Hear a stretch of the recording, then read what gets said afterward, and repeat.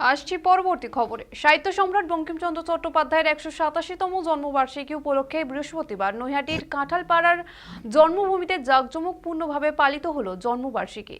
এদিনের অনুষ্ঠানে উপস্থিত ছিলেন ব্যারাকপুরের মহকুমা শাসক সৌরভ বারিক এবং বঙ্কিমচন্দ্র গবেষণা কেন্দ্রের ডিরেক্টর ডক্টর রতন কুমার নন্দী ও ব্যারাকপুরের তৃণমূল সাংসদ পার্থ ভৌমিক সহ বহু বিশিষ্ট ব্যক্তিরা। উপস্থিত সকলে বঙ্কিমচন্দ্রের আবক্ষ মূর্তিতে মাল্যদান করে শ্রদ্ধা নিবেদন করেন। এরই সঙ্গে গবেষণা চত্বরে আয়োজন করা হয়েছিল সাংস্কৃতিক অনুষ্ঠান। একে একে বঙ্কিমচন্দ্রের সাহিত্য কীর্তির অবদান তুলে ধরেন আমন্ত্রিত অতিথিরা। পাশাপাশি স্থানীয় মানুষদের স্বতঃস্ফূর্ত অংশগ্রহণ জন্মবার্ষিকীর অনুষ্ঠানকে আরো সুন্দর করে তোলে।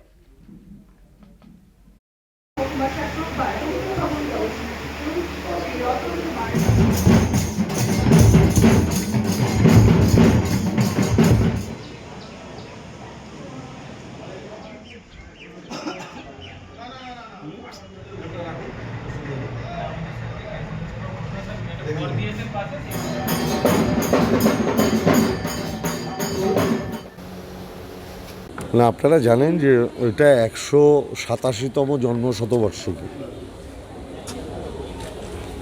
এবং বন্দে মাতরমের স্রষ্টা ঋষি বঙ্কিমচন্দ্র চট্টোপাধ্যায়ের জন্মদিন। যদিও নৈহাটিবাসী এই জন্মদিনটা পালন করে ২৮ তারিখ। একটা ইংরেজি মতে পালন হয়, একটা বাংলা মতে পালন হয়। আমরা এটা ২০১১ সাল থেকে ২৬ থেকে ২৮ 3 দিন আমরা এটা পালন করি নৈহাটির বুকে রাজ্য সরকারের পক্ষ থেকে, এবং তারই একজনের আজকে ১৮৭তম জন্ম শতবার্ষিকী। স্বাভাবিকভাবে খুব সাড়ম্বরে তথ্য সংস্কৃতি দপ্তর এই অনুষ্ঠান পালন করছে।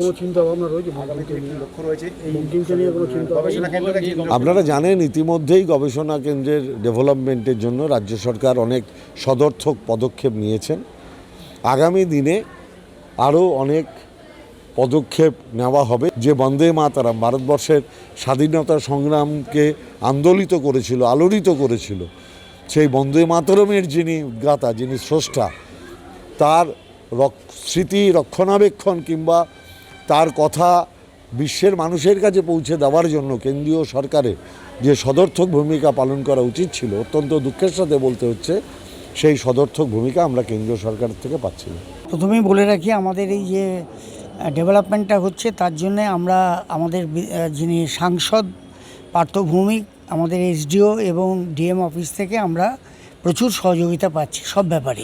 আগামীকালের অনুষ্ঠানের বিশেষত্ব হচ্ছে গ্রামের এবং শহরের বিভিন্ন স্কুলের বাচ্চাদের কাছে বঙ্কিমচন্দ্রকে পৌঁছে দেওয়ার জন্যে। এই বছরে যেটা সবচেয়ে উল্লেখযোগ্য, নৈহাটির কাঁঠালপাড়ার যে রথটা হয় এবং এই বঙ্কিমচন্দ্রের পরিবারের যে রাধাবল্লভ, তার উপরে অনেকেই আমাদের প্রশ্ন করেন, আপনারা অনেকবার করেছেন।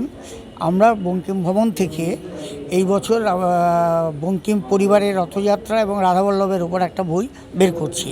অর্থাৎ আমরা একদিক থেকে যেমন একাডেমিক এবং সিরিয়াস রিসার্চও একটা চালাচ্ছি, ঠিক তেমনিভাবে আমরা কিন্তু ওই বিভিন্ন জনগণকে জড়িয়ে নিতে চাইছি এবং তাতে সরকারি সাহায্য পাওয়ায়, আমাদের এসডিও সাহেবের সাহায্য পাওয়ায় এবং আমাদের পল্লব পাল যিনি রয়েছেন তিনি অত্যন্ত আমরা তাদের সমবেতভাবে কাজটা করতে পারছি।